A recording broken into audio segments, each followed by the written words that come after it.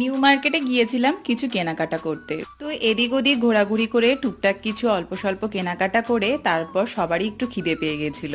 তাই দেখলাম নিউ মার্কেটেই একটা বড় আউটলেট খুলেছে ওয়াও চায়নার। তো সেখানেই সবাই মিলে গেলাম, আর ওখানে গিয়ে অনেক রকম কম্বো কিন্তু আমি দেখতে পেয়েছি। তবে আমার ইচ্ছে হয়েছিল ফ্রাইড রাইস আর চিলি চিকেন খাবো বলে, তাই আমি, দাদা, বৌদি আমরা সবাই কিন্তু ফ্রাইড রাইস চিলি চিকেনের যে বোল কম্বোটা আছে সেটাই নিয়েছি। এটার প্রাইস পড়েছিল 259।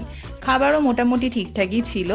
আর পুচকেটার জন্য নেওয়া হয়েছিল চিকেন পপকর্ন। ও ফ্রাইড আইটেমগুলো খেতে খুব পছন্দ করে, দেখো কি সুন্দর মন দিয়ে খাচ্ছে। যতটা মন দিয়ে চিকেন পকোড়া খাচ্ছে ততটা কিন্তু মন দিয়ে ও মোটেই এই রাইসগুলো খাচ্ছিল না।